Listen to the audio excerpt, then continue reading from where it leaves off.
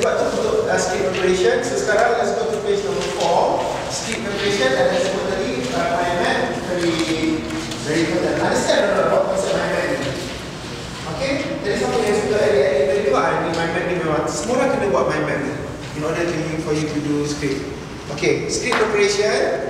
Kenapa script is very important? Pasal never ever plan to read impromptu from the printed itinerary, ataupun you just put point you print, lepas tu you nak baca impromptu. No, you need to prepare your script unless you memang dah 10 tahun experience macam Alex Iskandar tu, dah tahu dah apa nak cakap, apa benda yang nanti membaca. Kalau engineer bukan lagi membaca, you tak tahu fakta dan sebagainya, baiklah you buat, tulis script dia. Okay, alright, then be brief and straight to the point based on the itinerary provided by the client. Inilah masalah.